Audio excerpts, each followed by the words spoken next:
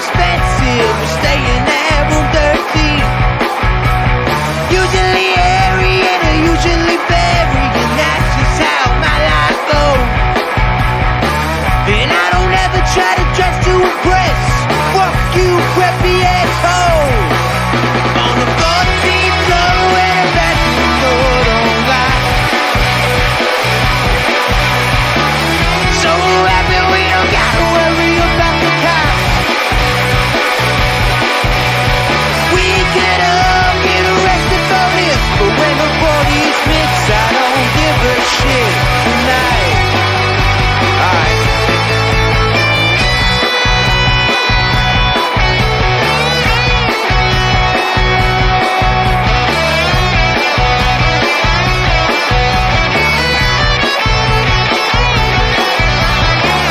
Now she walks in the bedroom fast, despite all the noise from the crowd. Now she's bedless on the bathroom sink. Her mother would be so proud. Gets on the deed and there's a line to go pee, but the bathroom looks like a war zone. Welcome in to episode 105 of Phired Up. Check us out at firedupsports.com. I'm Mike Gilletto. Joining me as always, Dom Console. Dom, how you doing tonight? What's up, man? How are you? I'm doing great. There's a lot of good stuff to talk about this week. I mean, we'll get to it obviously, but like Howie Roseman, everybody's anointing him as like the greatest GM ever. He was up to his usual shenanigans this weekend. We'll talk about it. You also have the Sixers in a big game one against the Celtics tonight. Yeah, you might have to carry us tonight because I have this on as we're watching, so you might have to fill in a lot of dead air. So okay, sounds good. I'll do my best. I'm also watching it. I'm kind of flipping between that and the Game 7 of the Devils Rangers. What's that look like right now? Nothing after one. Okay. So, lot of big a lot of stuff going on in hockey. Obviously, Flyers aren't in it, but like the Game 7s on Sunday night were incredible. I'm not sure how that puck went in, honestly. You're The talking Boston about game. the Boston one? Yeah. I'm not sure how that puck went in. I don't know either. I don't know either, to be honest. It was very like reminiscent of 2010 Yeah. Flyers Blackhawks. Dude, that's the first thing I thought of. Yeah. Like I'm like sitting there watching it live. I'm like, how did that get through and then into the net? I don't know. It was crazy. It was. And Boston, the Boston Bruins have like one of the greatest seasons in the history of the sport. The greatest, right? Yeah, right. Yeah, the great. I think they broke the win record. Here. Right, and they lose in the first round. Yeah. So sports are crazy, especially hockey. But we'll get into everything. Before that, I tell everybody about our sponsor, playoffs. You talking about playoffs? That's right. The playoffs are here, and your friends at Manscaped are here too, and they're making sure your balls are as kissable as the Stanley Cup.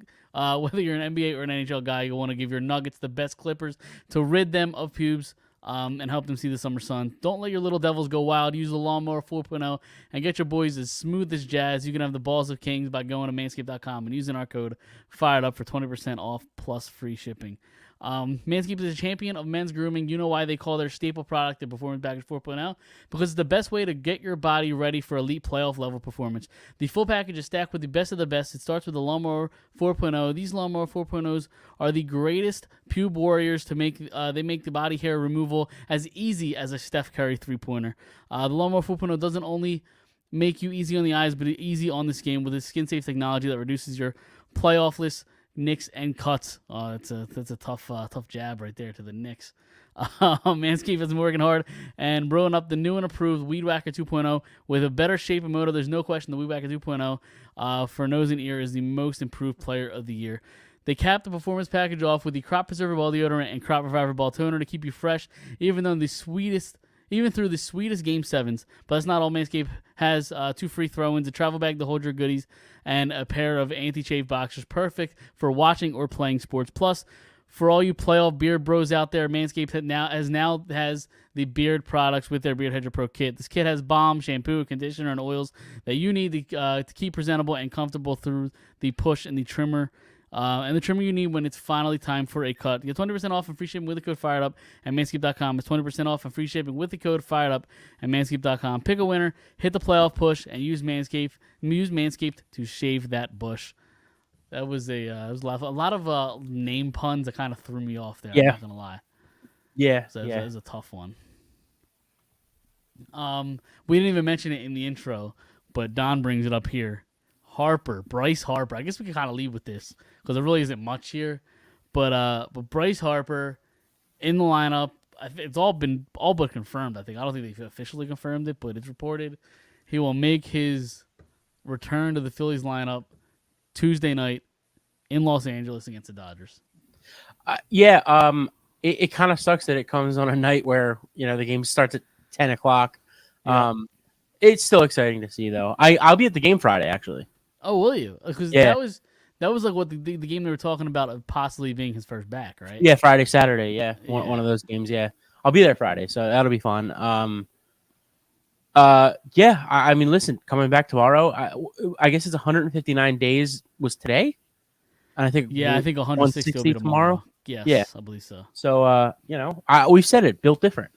he I am definitely not built like that. So listen. It's just I was fired up today when I read that news. Yep.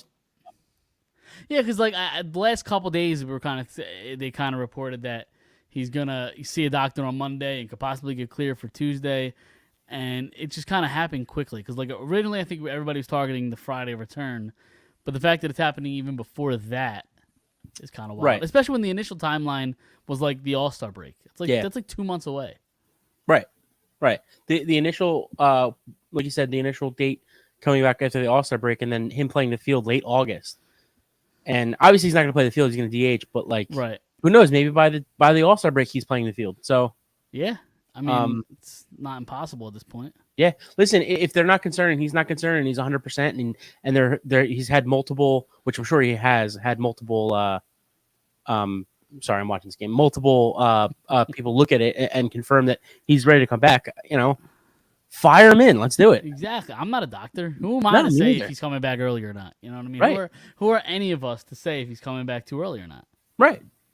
If the doctors think he's coming back, that's fine. I'm and listen, I'm also cool with him just sliding feet first if he's concerned about that. I'll take it. For what it is, yeah, totally. But I don't know. I'm excited.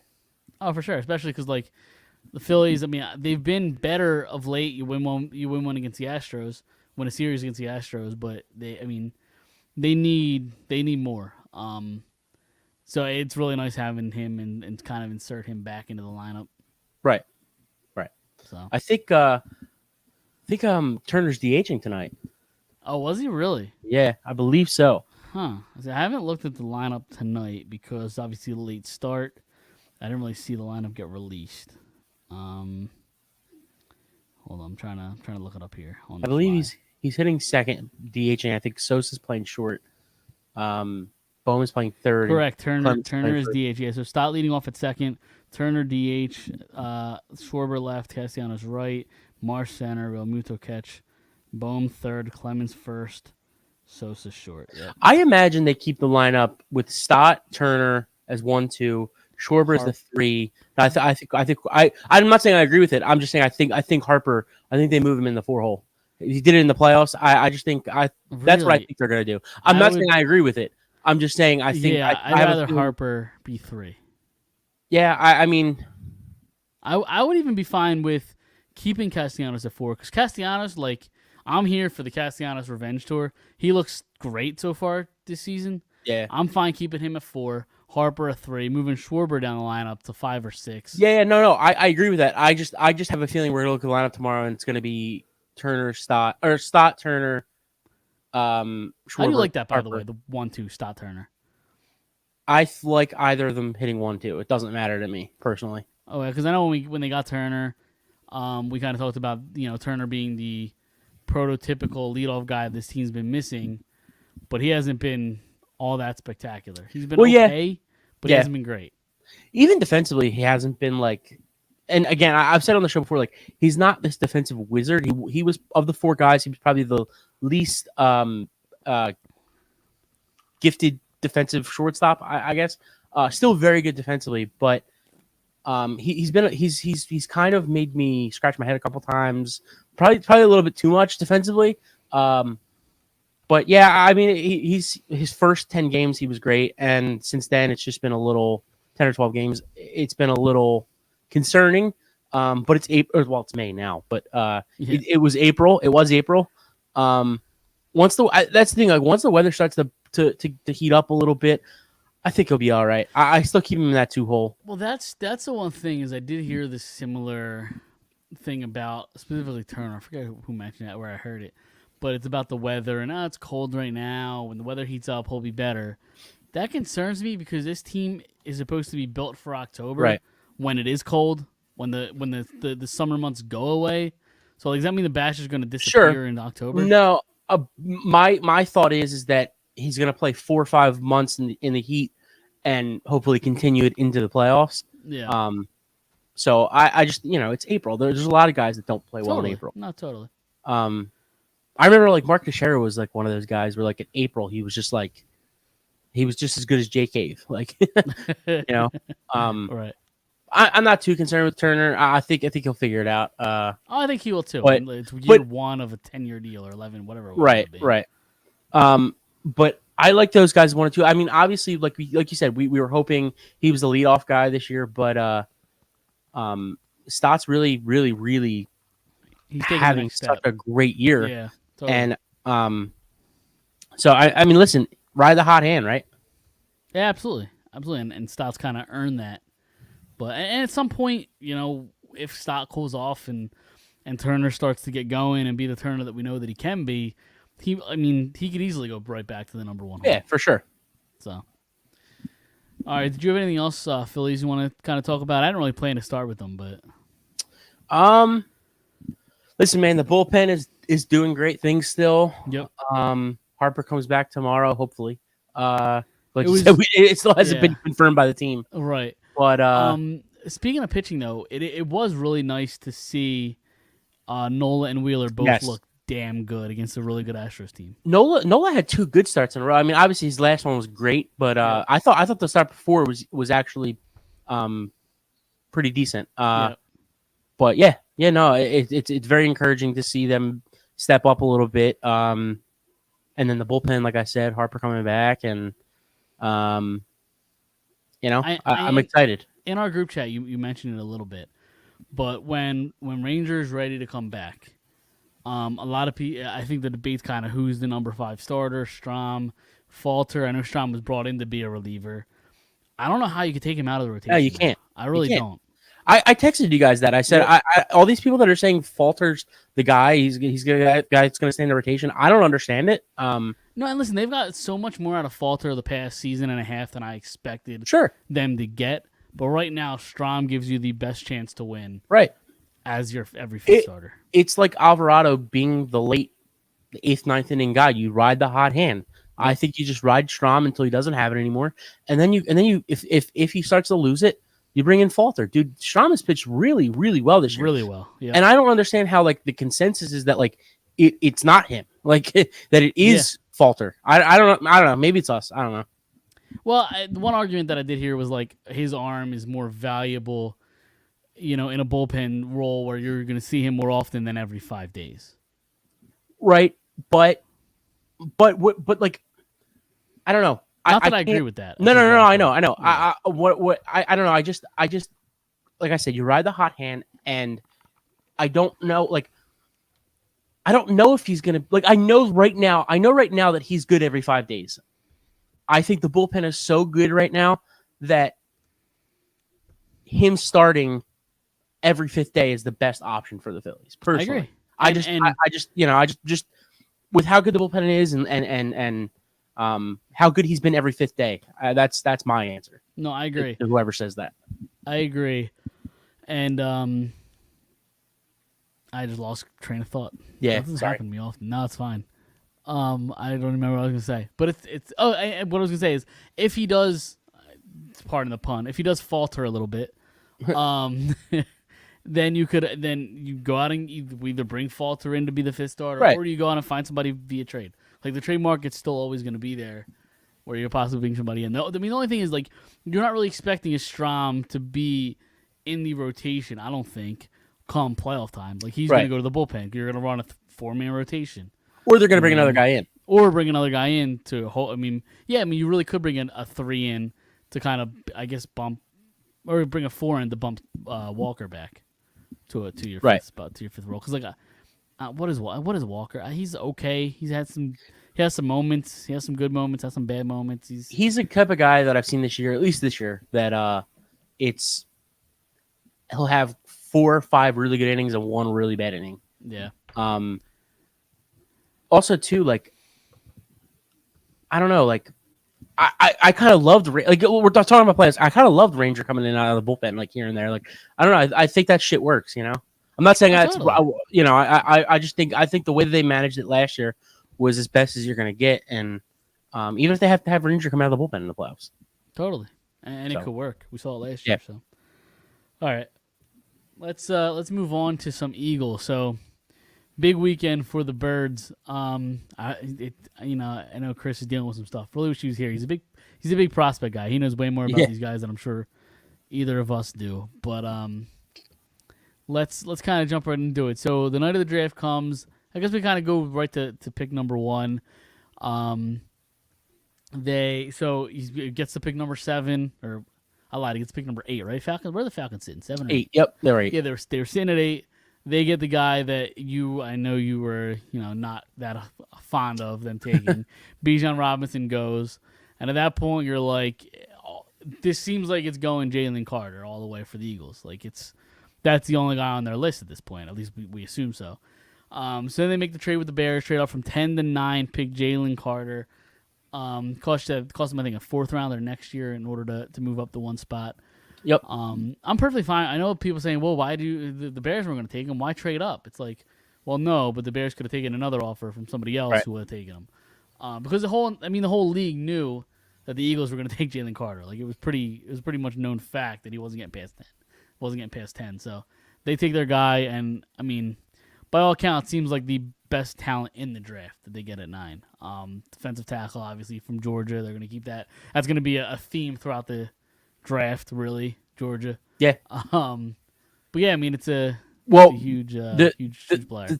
The thing that I love about Carter the most is he's not just a defensive tackle. Like, he's not just a nose tackle. He's a guy.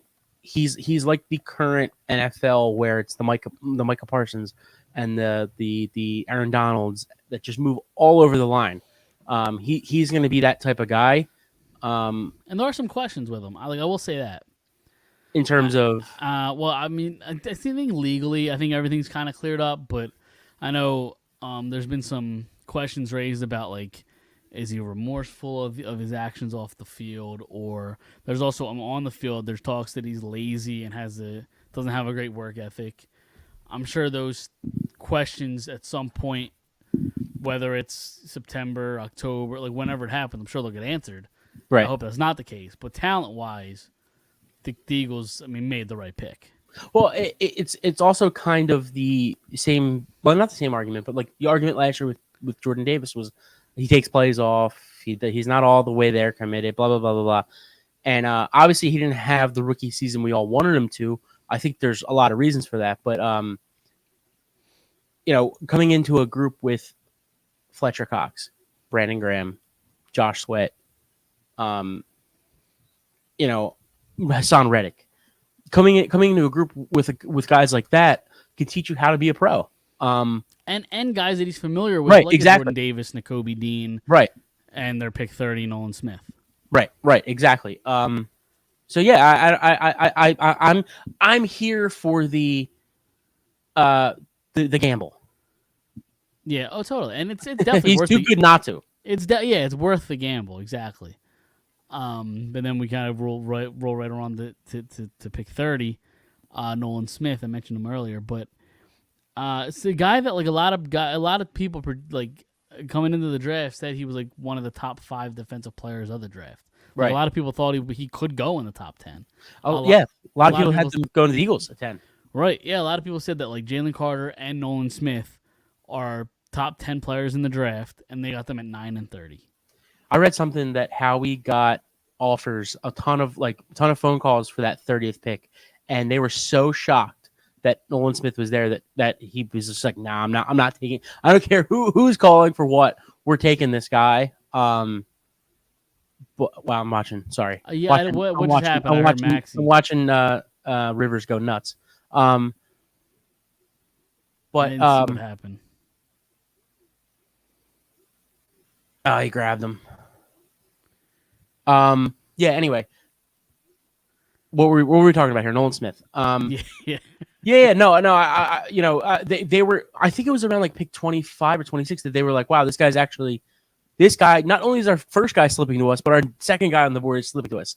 So I really like that. It's not very much a Howie thing to do, which I'm very surprised with. But I was half right. They moved up to get the first guy. I just thought they were going to trade the other pick. Oh, yeah. I mean, I don't think really any of us expected them to have 2 picks in the first round. Right. But we thought one of them we're going to trade out of, and for sure. But and then we kind of move along here. Round number 2, pick 65. They take Tyler Steen, offensive lineman out of Bama. I was really, really hoping, and it was tough to get to because it was the end of the second round, but Branch, I think if Nolan Smith wasn't there, Branch was probably going to be the guy or close to it, or at least moving back a few spots for him. I was really hoping for him, but you know what? I like everything with the Steen kid too because he could play anywhere on the line, well, guard or tackle.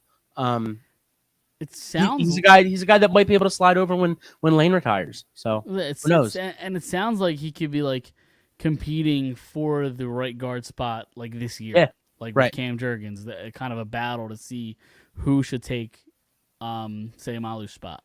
Right. We love that too. Yeah, a nice battle. Yeah, I love competition. And then one pick later, started round 3, safety Sidney Brown from Illinois. Once I get to this part of the draft, I couldn't tell you a fucking thing about any of these players.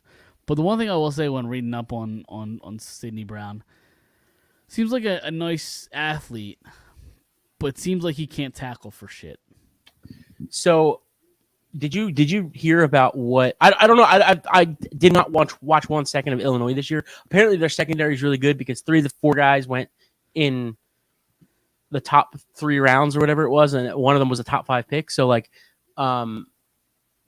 what I read about him was he was a red pick or a red flag or whatever they do. No. I think the Eagles call them a red pick.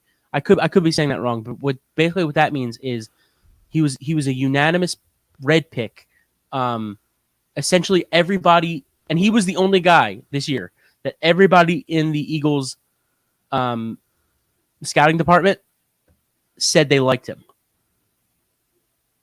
Like they all said that he was the right pick at that point. So listen, you got a group of people who, whether it's 10 people or 30 people, I don't know how many people are in the scouting department, but like you got a group of people that all say that he is a. Sidney Brown was a passion player for a lot of people in his organization. He was a Red Star guy. Red Star, that's what it is. I think just a tremendous person with obviously really good athletic tools, leadership ability, and for us, just excited to get him in the building. A Red Star guy, what does that mean? That's a guy who kind of exemplifies what it means to be an Eagle. So it's great character, captain, testing numbers, intelligence, plays the way it should be played, practices the way it should be played. Yeah, so. And I think everybody in the scouting department was basically on board, like, which is very rare when a group of, when it comes to the third round at least, not so much the first round, but like I don't know, I think that says something. All right. When asked for some examples of previous Red Star players, Rosen named Devontae Smith and Landon Dickerson. Yeah, who were both first and second round picks. You know what I mean? Yep. I think this is a third round pick here. Yeah, true. I don't know. I don't know anything about him. I don't know about his tackling. I don't know about his coverage skills. I don't know anything about that. But yeah, I just read it. He seems like a good. Yeah, no, he seems like a good kid. Yeah, totally. And I just read a stat. I don't know exactly where the number was. I could find it. But It was something about like tackling percentage, and he like missed a lot of tackles last year, and Yeah. that part of the game concerns me because like talent still goes a long way over the leadership ability and the him being a good guy and things like that. You know what I mean? Yeah, for sure. So we'll see. I mean, there's an open spot there at safety, so like he could theoretically battle for a position. I don't know how good he is.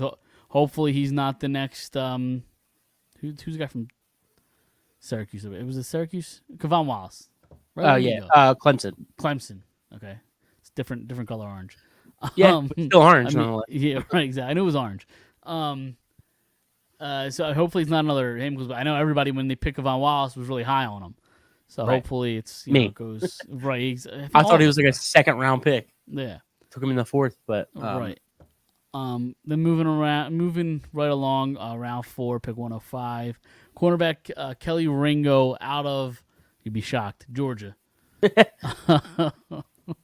just gonna have a defense full of Georgia and an offense full of Alabama. Listen, I'm fine with that. I was gonna say, like we talk about the years of drafting, Jalen Rager and these guys are like North Dakota State, like the out of these random ass schools. JJ Arthega-Whiteside on the second round from Stanford. Yeah, get these guys from Alabama, Georgia, like get the big schools that constantly win every year. Yeah, and that's what he's done the last couple of drafts. Shit, I'll even take Ohio State, like if it's not a quarterback. I was gonna say except quarterback. Yeah, Ohio State quarterbacks are not good. But Kelly Ringo, I mean, do you know anything about Kelly Ringo? I know that he's a longer guy, a longer body, a guy that could possibly compete for that safety spot. Okay. He's he made some big plays. I think he had the game winning pick 6 2 years ago in the national championship against Alabama. But just I thought he was a guy that was going to be a second round steal. we take him in the 4th. Right. So obviously time will tell with these, especially with these late round picks. But yeah, I think he's gonna be a guy that competes for the safety spot, and or I don't think he's gonna be a nickel guy, but like if Slay or Bradbury go down, he might be the next guy up. Yeah. For sure. Yeah, and I was distracted with his game, so I don't even know if you said it. But Harden just cannot miss. But he's been on fire tonight. But obviously Slay and Bradbury aren't getting any younger, so like this is a guy that you could kind of build up to be a part of your secondary in the future. Right. So. All right, so moving along, round 6, pick 188, quarterback. I don't think anybody really expected a quarterback in this draft, but hopefully it doesn't turn out the way Jalen Hurts did, because that would be a bad thing for Jalen Hurts. Quarterback Tanner McKee out of Stanford. Stanford has had a kind of a history of good quarterback. Isn't that where Luck went? Wasn't Luck went to Stanford guy? Yeah. Yep. So there you go. I'm curious, because I feel like they usually don't carry 3 quarterbacks. So I wonder if this is like a practice squad kind of guy. I don't think he's going to make the roster by any chance. It would kind of suck to take him in the draft, Tatum's down. Oh shit, they got him beat in it now. He's not even playing. What do you call it? It's kind of strange that they take him, because he's like a statue from what I've read, he's like a statue in the pocket, and the 2 guys ahead of him are not Mariota. Yeah, that's true. I always forget I just keep forgetting Mariota's on this team, but Mariota and Jalen Hurts are not statues, so like it's kind of interesting. But yeah, it is. Who knows? Maybe you're right, or maybe they finally say we'll take 3 quarterbacks because they like what's in between the ears. So maybe he could help in the film room. Maybe he could help, off the field kind of thing. It's interesting. I did not expect it. No, me neither. Yeah, I mean, we'll kind of see what happens there. They just rarely carry 3 quarterbacks. Yeah. So that's why I have a feeling he's a practice squad guy. Maybe you kind of build him, and maybe he's the next backup quarterback in 2-3 years, whatever. Right. Then round 7, their last pick, defensive tackle. I don't even know how to say Moro Ajomo. Did I say that right? I have no idea. out of Texas. I'm listening. You're going to the right schools. I mean, Texas I know hasn't been as good as they were in previous years. Yeah. But still, I mean, defensive tackle. I couldn't tell you a lick about this fucking guy. I'll be Right. honest. I'll be honest with you. Nah, me either. Where's Chris? I need Chris. Yeah. Need Chris here.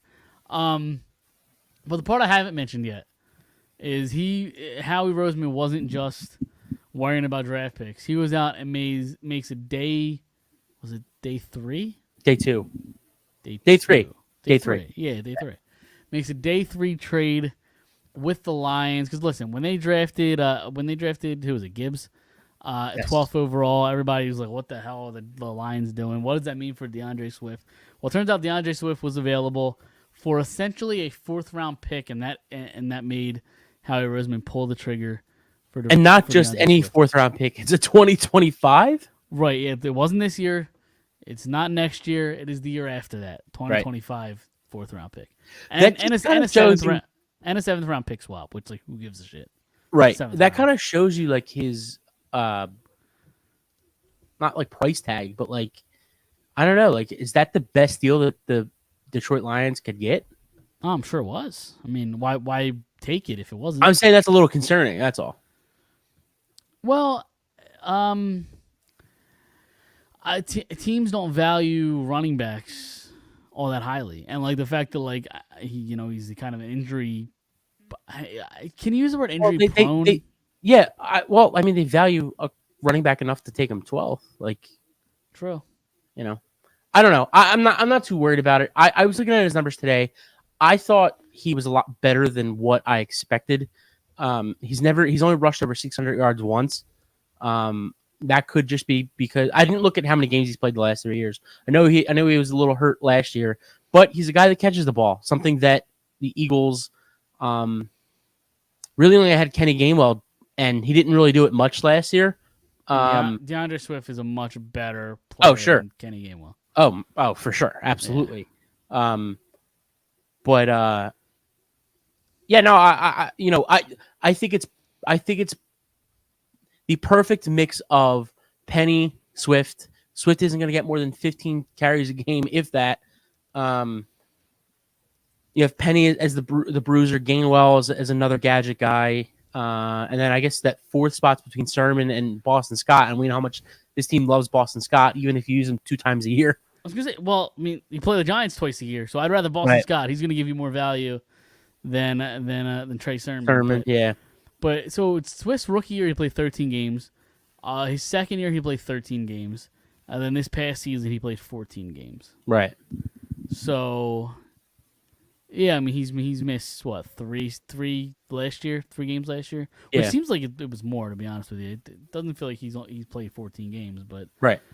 Average 5.5 yards a carry. And then if you put him behind this line, I mean, you know what I mean? Right.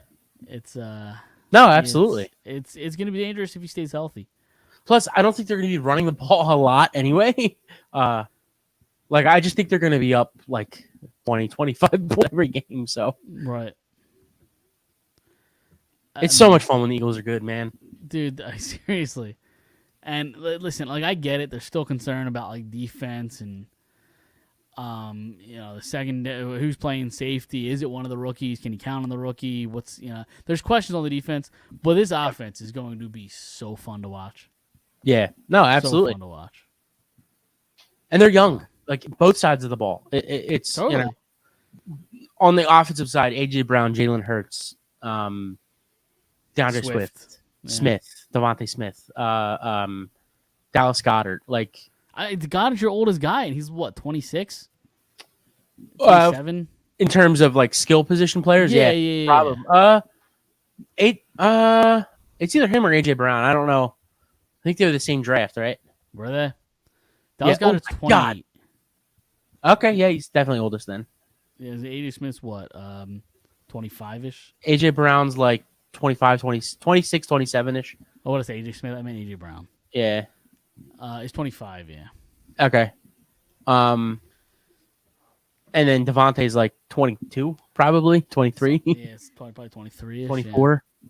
So I'm actually kind of surprised they didn't go tight end in this draft because They took when Selleck was 27-28, they took Ertz. Yeah. When Ertz was 27-28, they took Goddard. Tight end factory, man. I just kind of thought it was going to happen. And it seems like there were a decent amount of like good tight ends in this draft too. Yeah, it was a very, very good tight end draft. Very, very Yep. good one. Yep. The kid from Notre Dame slipped a little bit. The kid from Georgia slipped a little bit too. A lot of people thought the Eagles would try to take him in, but Because he's a Georgia guy. Pittsburgh had a great draft. Yep. And I think they took him. I think they took Washington, but Okay. yeah, a couple really good tight ends, which I like to see, honestly. Speaking of tight ends, Will Levis's girlfriend, sister, they got good looking people over there. All the above. Yeah, all the above. What a transition by me. Any other takeaways from like the draft as a whole though? It was a real interesting draft. I will say that. Like, I don't know if there's any spectacular players that come out of the draft, but I thought it was a very interesting draft the way things fell. In terms for the Eagles or everybody, or like Everybody, just the first round, I thought was kind of entertaining because things happened that people really weren't expecting. I think you're going to disagree with me, and I'm pretty sure Chris would too. But I actually think Levis is going to be a player. I don't know why. I just have a feeling. Really? Yeah. I have nothing to base that off of other than the fact that I think I don't love where he went either. Tennessee. Yeah, but I don't know. I just think there's something in me that just sees like this kid looks like a player.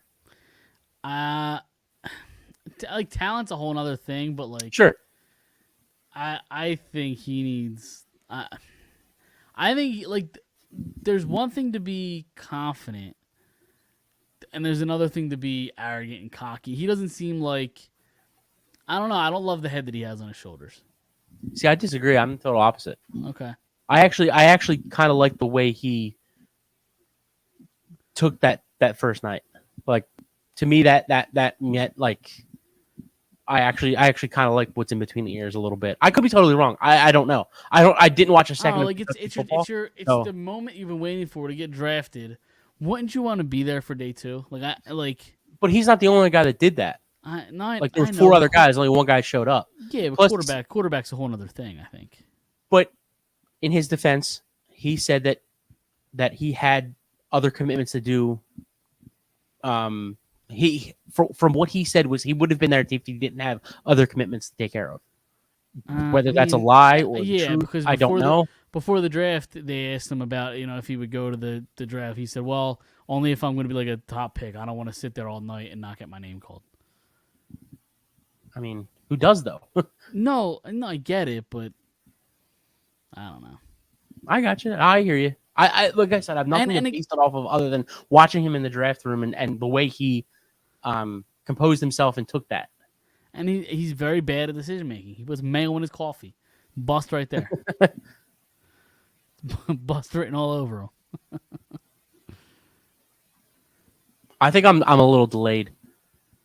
How much time you got on the clock? 155, 153. I'm 145. Okay. So it's, not looking. No, it's not looking great. For the Sixers. At least at 144, it's not looking great. All right. Go play by Maxey. Yeah. Was that offensive foul? Yep. It's a great podcast we got. We're just watching into this game. Yeah. The refs are talking it over. See if it should be offensive or defensive. Yeah. Sorry. Sorry, everybody. Yeah. What do you want? I don't know. Where are we going with this now? I don't know. Where do you want to go? I don't know. I think we're done Eagles talk, right? Yeah. Talked about the Phillies. We could kind of get into the Sixers and. Yeah, I watching this game. They're obviously playing as well as they can without Embiid, but and they're shooting the lights out. But I think it's honestly more concerning for Boston the way that they played defense tonight. Like that's the thing is you kind of see how important Embiid is defensively because Tatum and Brown can't get theirs at the rim. But Maxey kind of, I was upset with him in the first half, but. Harden's played because great. like every time they play the Boston, he just is terrified to shoot the ball, and like he does a lot of this, Yeah.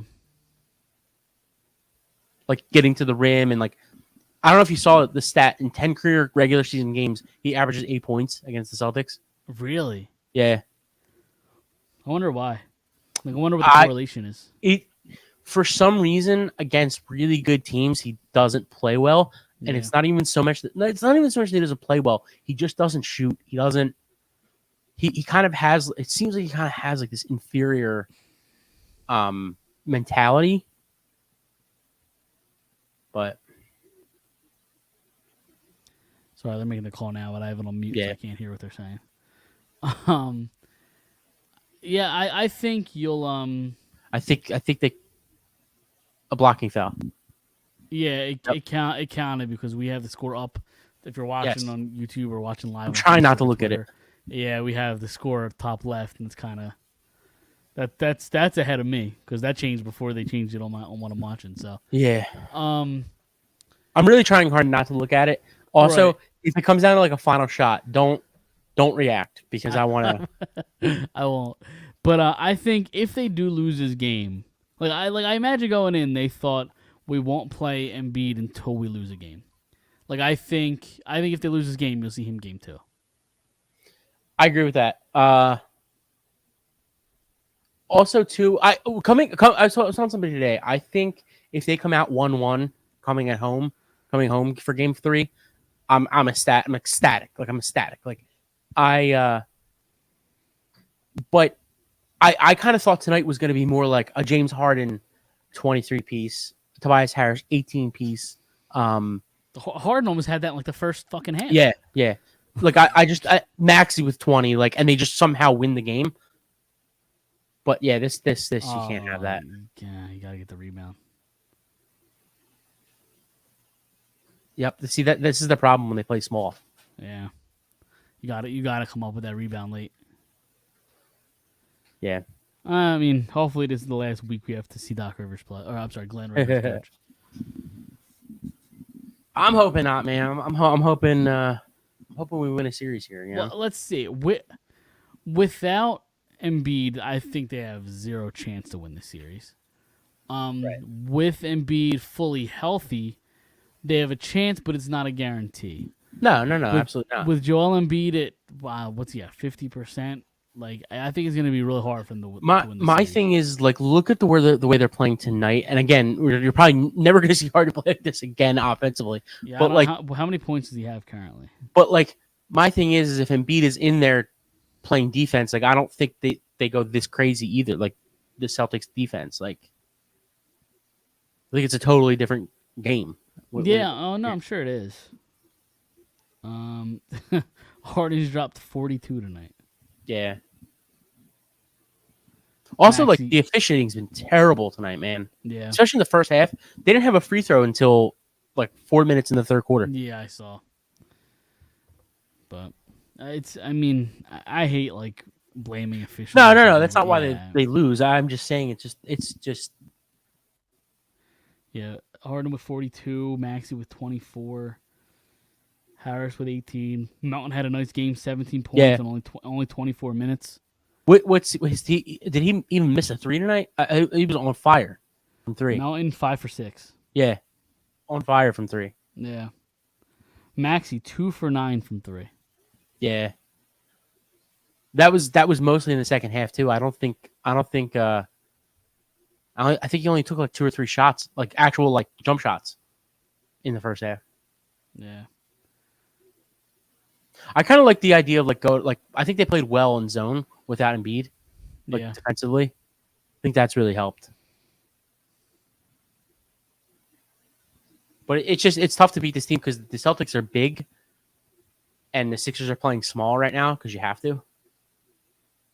Or not small, but Paul Reed's not like a big guy.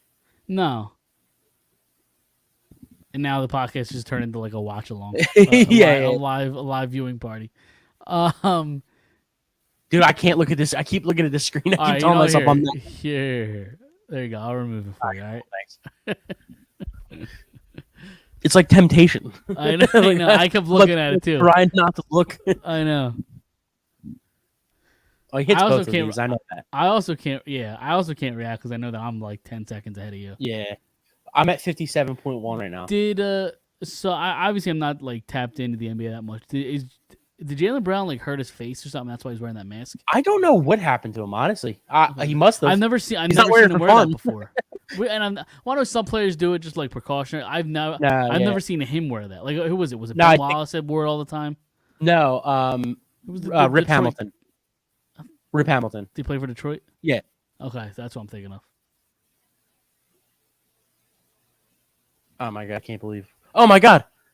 I was gonna say I was gonna react, but I couldn't do it. You're making this game very unenjoyable. Did they steal this game? Well, I mean, listen, the Celtics are gonna have another shot to do something. My thing, like with Embiid though, is like, if Wednesday comes, like, is Wednesday really going to be any different than Friday? No. So like, win or lose, I mean, what the fuck? You know what I mean? Play them. I don't know. Yeah, I mean, so what was it? It was a ligament sprain or something. An LCL, yeah, something like that. I don't know. It's Not a ligament doc. in your knee. Well, there's an ACL, an MCL, and an LCL in your knee. Right. I know because I tore my MCL once. Okay. So the LCL is a ligament in your knee, but the fact that he's saying he's doubtful and he's going to play at some point, it seems like, makes me think it's not a full tear where he needs surgery. I think it's a sprain. Yeah. So it's probably either a slight tear or a sprain, which isn't even a tear, or not a sprain. Sprain is a tear. A strain isn't a tear. It could be one or the other. Right. But yeah, I don't know. We'll see. But you're right. I mean, Wednesday or Friday, it's probably going to hurt the same. It's not going to be any more healed 2 days later. You know what I mean? No, because like you're not going to go 3-0 to the Celtics team without Embiid. I don't think. Right. So it's not like they're hoping to hold him out of lineup and to Like- beat the Celtics without Embiid, and that gives them more time to get healthy for round 3. You can't back on that. This game has been so weird because it's if the Celtics play like a little bit better defense, they're probably up 20. Like like dude, they going into halftime, they shot 75%. Jesus Christ. They shot 75%. So like, oh wow, okay, yeah, they shot 75%. You should be up 20 points by that point. It's just they're playing really sloppy defense and like really lazy defense. So like, honestly, if they played a little bit good defense, they're probably up big. Same thing with the Sixers. If the Sixers had Embiid in, it's probably a totally different game. Yeah, Tobias just basically threw Tatum into the 5th row. Yeah, that's definitely a foul. Yeah, totally. He's a good player, Tatum. That was a Fultz draft, wasn't it? Yes, I think he's a good player. I think he thinks he's cut from the Kobe like cloth. Oh, sure, He's not. yeah. But still a damn good player. Yeah, he's a good player. I think he's not. I'm not all there with him, but like, sorry, I'm trying to watch this game. Yeah, we're all distracted. I'll tell you, this podcast has turned into just a watch party now. Yeah. 25 Yeah, seconds left. Yeah, they're gonna get one more shot left. Now, do you wait for the buzzer to try to leave them as little time as possible? Wait, hold on. Don't say anything. I'm not. Wow. Wow. It's a fucking clutch hit. You know what? Yeah. I don't know that I've ever seen this James Harden in Houston. Like people are saying, "Oh, he's definitely Houston, this guy. He's Houston Harden." Not in the playoffs. He was never. Yes, this he guy. was. Go look at his numbers. No, he wasn't. Go look at his numbers. Not look at his numbers. maybe putting up numbers, but clutch. Like that's a fucking No, gigantic shot. this has always been Harden in the playoffs. This is not. No, it hasn't. Dude, you Bullshit. don't watch it. So how do you know? It's because I'm my telling reputation you. is he's just a flat out choke artist. I commend you for sticking to the bit. I respect it. But no, he has been clutch. It's just he doesn't do it for 7 games because he doesn't have another guy with him. Like he never had another. Chris Paul comes up so small in the playoffs. Like he's the only other guy he's ever had. Like you're kind of hoping this time it's this is what I've been saying since he's gotten here last year is you get to the playoffs and you need a guy next to Embiid that when Embiid isn't in the game or isn't hitting his shots because it's tough to do for 7 games, just like we've seen for Harden. There's only been Kobe and Michael Jordan and that have done that for 7 games. So like I've been saying it, you need a guy who can hit shots, big shots, clutch shots, the opposite of what Embiid is as a player, a guy that can facilitate and hit threes. You need a guy like that to when Embiid is not in or not playing well. Harden has averaged 28 points in the playoffs total with the Houston. Yeah, that's really good though. It's really good, but he had 45 tonight. Wow. Who was that out on? I don't know. I think it was Boston. Yeah, it was Boston. So it's Sixers ball? Yeah. I was surprised they didn't call a foul on that, to be honest with you. 4.6. I have. Yeah, that's what I have too. There was no foul. No, though, you don't think there was a foul him driving the basket? Maybe the angle I saw was bad then. Wow. Could you imagine they steal this game? Yeah. That's 2 great nights for Boston right there. Two great nights in a row for the city. You know what? Yeah. Fuck Boston. They've had enough fucking success in their. Did you see that asshole from Barstool that said like that Boston is what did he say? He basically said like, do you remember? He reacted last night. He was there. Did you see them react to the Bruins losing? No. There were like 4 or 5 guys. He's a blonde haired dude. I've seen him before. He does like he does a podcast with wow, unbelievable. Yeah. All right, well, the Sixers win the game. Like, win game 1. He does a podcast with, I forget his name. I'll look it up. But he basically was saying like Boston is the the city that like not always loses, but like I'm like, dude, what are you talking about? Like you have how many Super Bowls, right. How many Stanley Cups, how many NBA Finals championships? Like take the out of the 4 major sports, take the one that has won the least in Boston. Who would you even say that right. is? The Bruins? The Celtics have won a shit ton. Yeah. The Patriots have won 8 or the Red Sox. It's probably the Red Sox. It's probably the Red Sox. They didn't win for 100 years. Yeah, no, you're right. Maybe the Red Sox. So how many have they won? 3, 4? Hold on, now I'm gonna Google. Hold on. But like that's the thing. It's like even if it is 3 or 4, it was in this lifetime. Like it was within the last 20 years. It wasn't like right. They won in 1980 or 1965, and like they haven't won since. Like they've won in the last 20 years. So 04, hold on. 07. So the Red Sox. I was gonna say. So the Red Sox. I'm not even gonna count 19, 18, and prior. No. So they won in 04, 07, 13, and 18. So that's 4. All right. Let's take the Bruins since the year 2000s. Hold on. The year 2000s. I'm gonna say since the year 2000, they only have 1, don't they? I think they have 1. I think it was 2012. Yeah. 2011. Something like that. 2011, I think. Stanley Cups. Yeah, 10, 11. But I mean, it's so. But how many do they have overall? Bruins? Yeah. 6. And the Red Sox have 5 overall? The Red Sox have 1903, 1912, 1915, 1960, 1918. Oh, okay. 04, Yeah, no, 07, yeah, 13, yeah, 18. no, yeah. So yeah, what was that? Yeah. 9? 9. Yeah, never mind.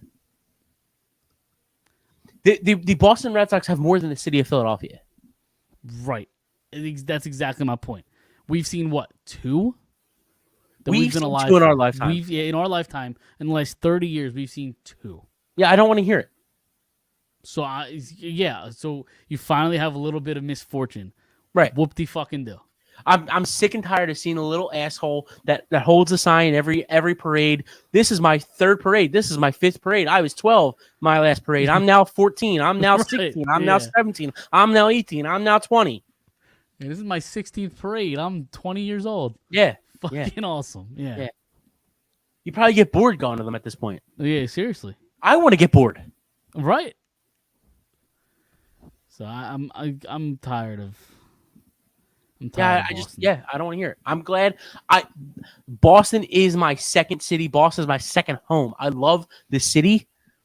I hate their sports. Dude, it made me so happy watching the Panthers Boston game last night. Yeah. And they scored that overtime goal, and they show the crowd, and they look Yeah. fucking devastated. Yeah. It was wonderful to watch. I've said this on the show before that I don't hate the Bruins. I don't particularly like enjoy them either.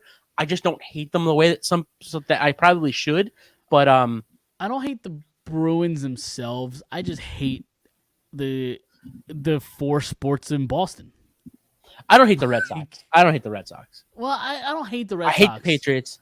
I hate the Celtics. It's funny. I don't hate the Patriots. I'm not the Patriots. I don't hate the Red Sox either, because like I actually grew up like liking the Red Sox. Like the 04 team. Like it was super fun.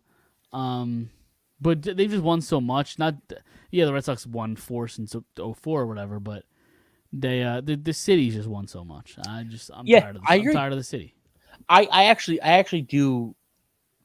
Like there are a few teams that I do really like. Like this year, I really like the Orioles, but like, Orioles are fun. They remind me. We're getting totally off topic here, but they kind of remind me. They kind of remind me of like the 2006, 2007 Phillies, like a drafted team that is going to bring in free agents next year probably, and really compete. Like Rutschman is unbelievable. Mountcastle is really good. Santander's been struggling, but I think he's a nice player.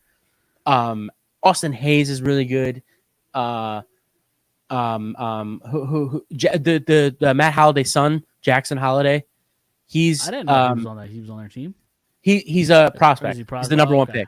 Yeah, gotcha. He's the top prospect in baseball. Gunnar Henderson's coming into the this year as the top prospect in baseball. Like, I think they're going to be really good. I mean, they're probably like the 05-06 Phillies right now, in my eyes. Like, they're 2-3 years away from being really, really good, and they're a drafted team. But they're fun. I mean, they're fun. I mean, even Cedric Mullins, Cedric Mullins is a damn good player. Having a really good year. Have him on fantasy. Yeah. But even look at even the Pirates are doing some things that are good. Like they're winning games. They're fun to watch, and they lose O'Neal Cruz, and they're still they're still winning games.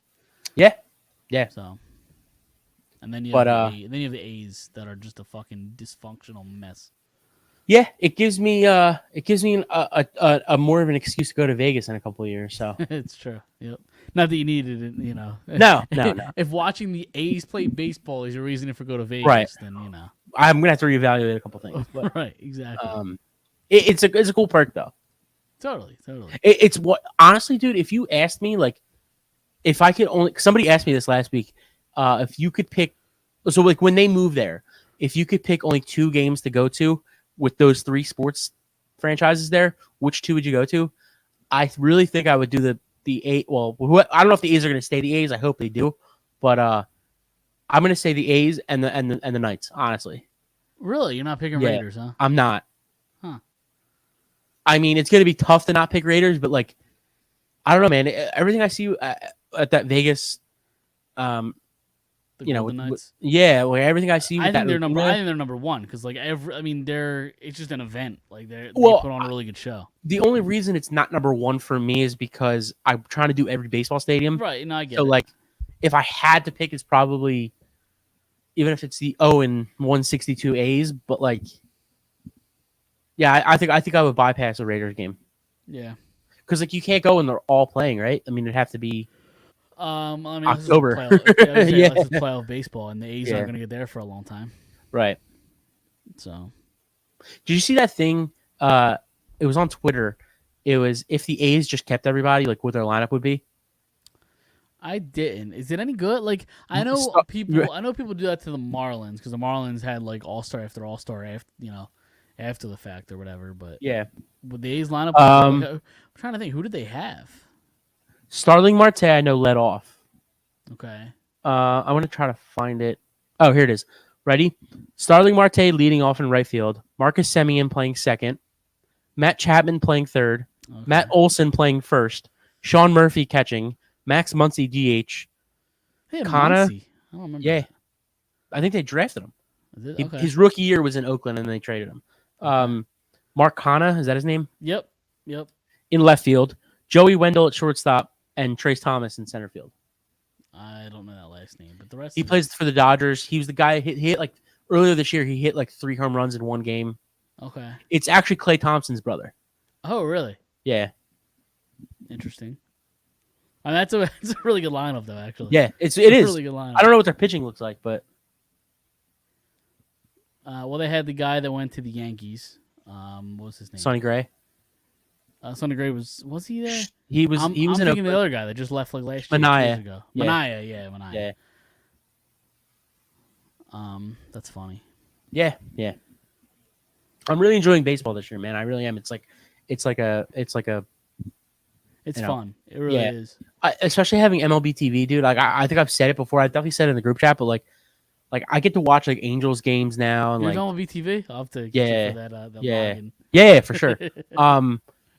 So I get to watch like Angels games, Yep. Dodgers games, like Pittsburgh games. Like I'm watching a lot of Baltimore. Like it sucks because I thought this was the White Sox year. Like I really thought they were gonna pull through, but they have a lot of issues. But like even watching them earlier this year, like the first week or two, they were a lot of fun. Like I'm just watching a lot more baseball like than ever before. Speaking of which, did you go in the other team in Chicago, the Cubs? Yes. Did you see the way Drew Smiley lost his perfect game? Yes. Like a week or two ago. It ran him and the catcher ran into each other. He got tackled by his Yeah. own catcher. Yeah, Oh, that so sucks, bad. man. It That was in like the sucks. 8th, right? Yeah, eighth. He had a perfect game going, a little dribbler down the third base line. The catcher thinks he has a play on it. The pitcher has a far better play on it. Picks up the ball, and the catcher doesn't know he's going to pick up the ball. And I don't even know Yeah. if Smiley would have got Right. him out. It would have been a really close play. I was just going to say that. It would have been a really close play, but it would have been given him more of a chance than his catcher just fucking bulldozing over him. yeah, Doesn't yeah. get It's a to throw shame. the ball. Yeah, it sucks. But dude, like on my fantasy team, man, Nico Horner, like he's been unbelievable. Yeah, he's been unreal. Yeah, no, it's been a lot of fun watching a good amount of baseball now. Like it's I feel like I'm 12 again. Like when I was Yep. 12, I used to watch like every team, like whenever I could, like ESPN or like.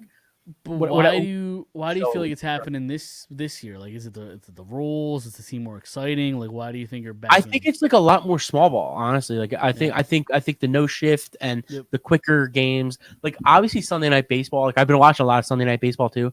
It's a little bit longer because I think, I think the average is like 3 hours for Sunday night baseball, but like that's because it's like a show. Like they're trying to the commercials are a little bit longer. I feel like and like stuff like that. But like the random Tuesday night, Wednesday night, Thursday night games, it's like I don't know. I just think it's a lot more small ball. It's good when your fantasy team is good. So, Yep. so obviously I'm like selecting certain games. But yeah, I don't know. I think it's definitely the small ball factor. Yeah. With the no shift and the quicker game. Yep. Totally. Dude, I turned on the game. I think it was a Phillies game. The Friday game, I think it was against the Astros, and it was like an hour in, and we were like the 5th inning or 4th inning. Like Yeah, I was like, games are what the flying. fuck? I think they're almost too fast, but Yeah, it's almost starting to feel like that a little bit, but I don't think I dislike it too much. But yeah, I was just like, at first I was like all for it, but like I still am for it, but I don't know. I just think it's going a little quicker than I kind of imagined. yeah. Are you ready to get out of here? Yeah. All right, I'm gonna go turn on the Phillies game. So we will. Yep. I got it we'll on right get now. Going. Did his first pitch happen yet? No. It's I was gonna pregame. say, still So got, you still got like about 3 minutes. Yeah. Yeah. So Dude, really quick, this is, I think the nicest stadium I've ever been to is Baltimore, but I think Dodger Stadium is my favorite stadium. Yeah.